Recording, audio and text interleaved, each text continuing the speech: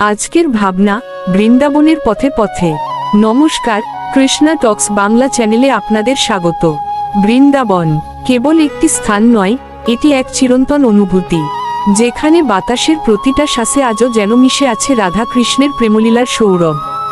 আজ আমরা কোনো মন্দির বা স্থাপত্যের আলোচনা করব না, বরং আজ চলব বৃন্দাবনের সেই পথে পথে, যেখানে আধুনিকতার ভিড় থাকলেও মন খুঁজে পায় সেই কল্পিত ব্রজধামকে, যা 5000 বছর আগে শ্রীকৃষ্ণের পদস্পর্শে ধন্য হয়েছিল। এই পথচলায় আমাদের সঙ্গী হবে শুধু হৃদয়ের আবেগ আর ভক্তির এক নিবিড় অনুভব। বৃন্দাবনের ভূমি স্পর্শ করার সঙ্গে সঙ্গেই এক অদ্ভুত শান্তি মনকে গ্রাস করে। মনে হয় বুঝি শত শত জন্ম ধরে এই মুহূর্তেরই অপেক্ষায় ছিলাম। গলিগুলি সংকীর্ণ, দুপাশে পুরনো বাড়ি, কোথাও দেওয়াল জুড়ে রাধা কৃষ্ণের ছবি। কানে ভেসে আসে অবিরাম নাম সংকীর্তন, হরে কৃষ্ণ কৃষ্ণ কৃষ্ণ হরে হরে।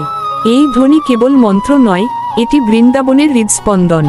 সত্যি বলতে, আজকের বৃন্দাবন হয়তো সেই দ্বাপর যুগের নিধুবন, বংশীবট বা কালিয়দহ এর লীলাভূমির মতো আর নেই। সময়ের নিয়মে অনেক কিছুই পাল্টে গেছে, তবুও এই পরিবেশের মধ্যে দিয়ে হেঁটে যাওয়ার সময় চোখ বন্ধ করলে স্পষ্ট অনুভব করা যায় সেই মায়াময় দৃশ্য। যেন সামনেই যমুনা নদী আপন মনে কুলকুল করে বয়ে চলেছে, নদীর তীরে কদম গাছের ডালে বসে প্রিয় সখা শ্রীকৃষ্ণ বাঁশি বাজাচ্ছেন। তার সেই মোহন বাঁশির সুর আজও যেন এই বাতাসে মিলিয়ে আছে। তাই তো কবি বলেছেন, সীতাপুর যুগের লীলা লুপ্ত হলেও বৃন্দাবনের প্রতিটি ধূলিকণায় সেই প্রেম আজও জীবন্ত। আমাদের প্রাচীন শাস্ত্রে এই ভূমিকে সর্বোচ্চ স্থান দেওয়া হয়েছে। শ্রীমদ্ভাগবতম এর 10ম স্কন্ধের 21তম অধ্যায়ের 9 নং শ্লোকে বনভূমির সেই মাধুর্য বর্ণনা করা হয়েছে, যেখানে শ্রীকৃষ্ণের বাঁশির সুর বৃন্দাবনের পশু পাখিদেরও মুগ্ধ করত। ভাবুন তো, সেই একই মাটিতে আজ আমরা হেঁটে চলেছি, যেখানে একদিন স্বয়ং ভগবান তার লীলা বিস্তার করেছিলেন। অনুভবের গভীরতা। বৃন্দাবনে আপনি যখন একা কোনো শান্তকুঞ্জের সামনে গিয়ে দাঁড়ান, তখন আপনার মনের সাথে প্রকৃতির এক গভীর সংযোগ তৈরি হয়। মনে হয় কৃষ্ণ শুধু অতীত নন, তিনি বর্তমান। তিনি আপনার প্রতিটি নিঃশ্বাসের সাথে জড়িয়ে আছেন। এই অনুভব এতটাই ব্যক্তিগত এবং গভীর যে তা ভাষায় প্রকাশ করা কঠিন। এই বৃন্দাবনকে বলা হয় ভূবৈকুণ্ঠ। এখানে ভক্ত এবং ভগবানের মধ্যে কোনো দূরত্ব নেই। প্রতিটি মানুষ, প্রতিটি গোমাতা, প্রতিটি হনুমান, সবাই যেন কৃষ্ণের পরিবারের অংশ।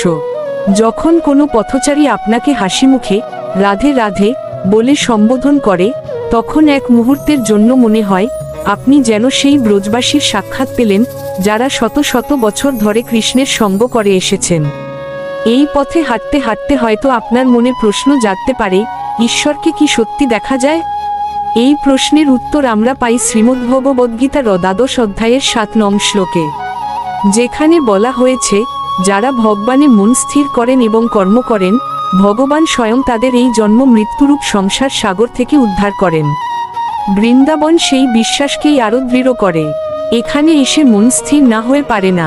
এখানে এসে মন কেবল এই উপলব্ধি করে, কৃষ্ণ তুমি আমার, আর আমি তোমার।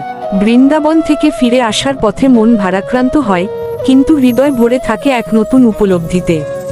এই স্থানের মাটি, জল, বাতাস যেন আমাদের পার্থিব জীবনের শত চিন্তা ভাবনা থেকে মুক্তি দিয়ে এক আধ্যাত্মিক স্তরে উন্নীত করে। বৃন্দাবনের দর্শন কেবল চোখে দেখা নয়, এটি হৃদয়ের অনুভব। এটি সেই পথে হাঁটা, যেখানে পথপ্রদর্শক স্বয়ং শ্রীকৃষ্ণ। তাই যখনই জীবনের জটিলতা আপনাকে ঘিরে ধরবে, চোখ বন্ধ করে একবার এই বৃন্দাবনের পথের কথা ভাবুন। মনে করুন সেই বাঁশির সুর, সেই রাধে রাধে ডাক।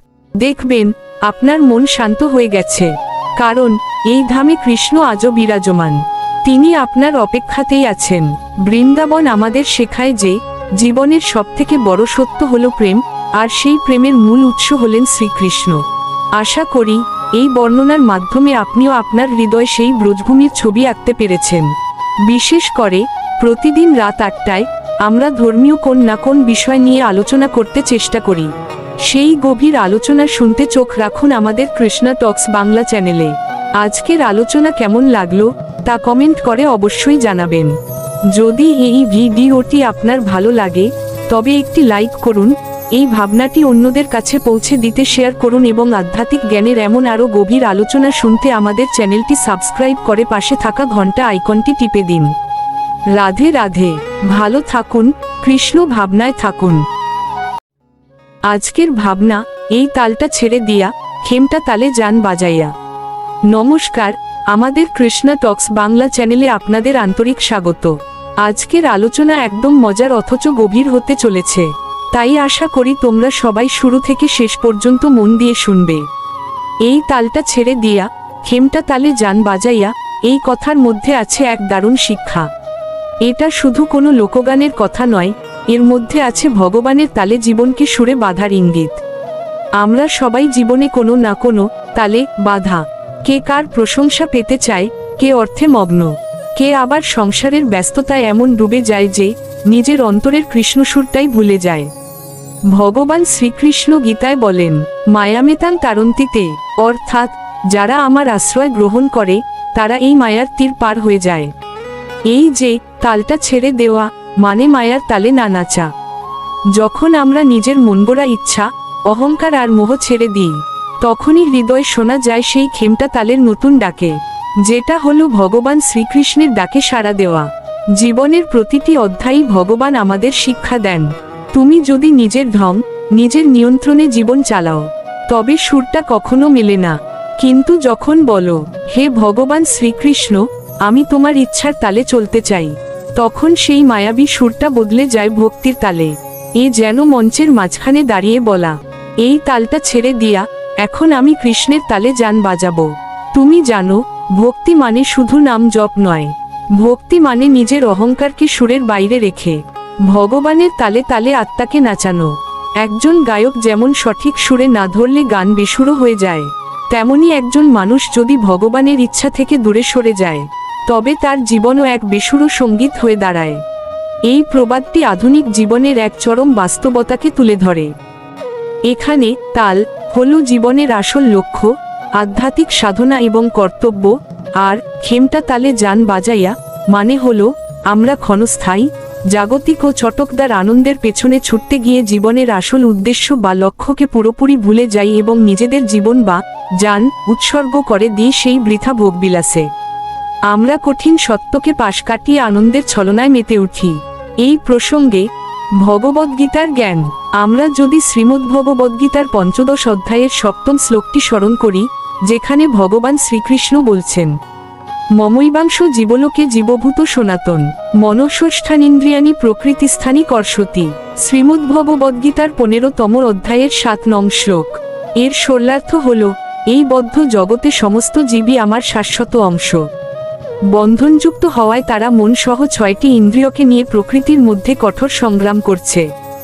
এই শ্লোকটি জীবনের তাল ও খেমটা পার্থক্য বোঝায়।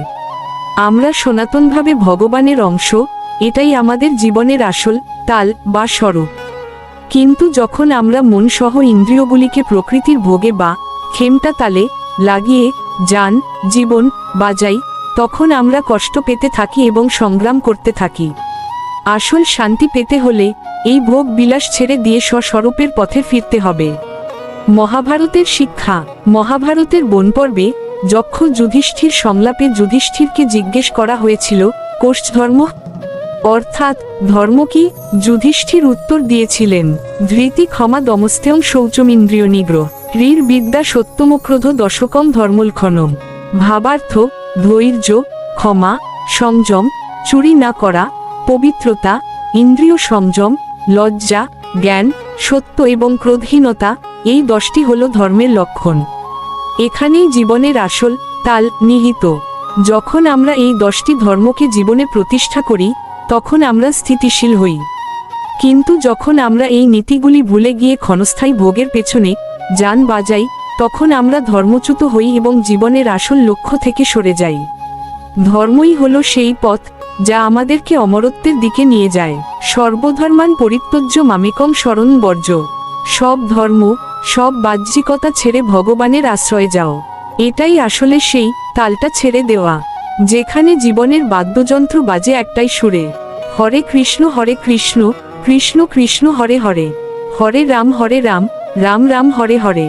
যখন কেউ এই নামের তালে নিজেকে সঁপে দেয়, তখন তার জীবনের নৃত্য থেমে যায় না, বরং প্রতিটি পদক্ষেপ হয়ে যায় আনন্দময় সেবা। তাই বন্ধুরা, জীবনের এই সুরে যদি সত্যিকারের আনন্দ পেতে চাও, তবে নিজের মায়ামো তালের বাঁধন ছেড়ে দাও, ভগবান শ্রীকৃষ্ণের প্রেমতালে নিজেকে সমর্পণ করো। তখনই বুঝবে জীবনের প্রতিটি ধ্বনি, প্রতিটি শ্বাস এক অমর কীর্তনের অংশ হয়ে গেছে। কিন্তু যখন আমরা এই নীতিগুলি ভুলে গিয়ে ক্ষণস্থায়ী ভোগের পেছনে যান বাজাই, তখন আমরা ধর্মচ্যুত হই এবং জীবনের আসল লক্ষ্য থেকে সরে যাই। শেষ কথা ও সারসংক্ষেপ, আসুন আমরা জীবনের খেমটা তালে যান না বাজিয়ে গীতা ও মহাভারতের শিক্ষার মাধ্যমে আমাদের জীবনের প্রকৃত আধ্যাত্মিক তালকে ধরবার চেষ্টা করি। সেই তাল হলো ভগবানের সঙ্গে আমাদের নিত্য সম্পর্ক স্থাপন করা, কৃষ্ণ ভাবনায় মগ্ন হওয়া এবং এই ক্ষণভঙ্গুর জগতের মায়া ও আসক্তি থেকে নিজেকে মুক্ত করা। জীবনের অস্থিরতা থেকে মুক্তি পেতে এবং অমরত্বের পথে যাত্রা শুরু করতে আত্মজ্ঞান, সংযম এবং ধর্মাচরণই একমাত্র পথ। প্রতিদিন রাত 8টার দিকে আমরা কোন না কোন আধ্যাত্মিক বর্ণনার ভিডিও দিতে চেষ্টা করি, আশা করি শুনতে ভুলবেন না। এই আলোচনাটি ভালো লাগলে লাইক করুন, আপনার মূল্যবান মতামত কমেন্ট বক্সে জানান এবং অবশ্যই চ্যানেলটি সাবস্ক্রাইব করে পাশে থাকা বেল আইকনটি প্রেস করুন, যাতে আমাদের কোনো আধ্যাত্মিক আলোচনা আপনার মিস না হয়। সবাই ভালো থাকুন, সুস্থ থাকুন, কৃষ্ণ ভাবনায় মগ্ন থাকুন। হরে কৃষ্ণ।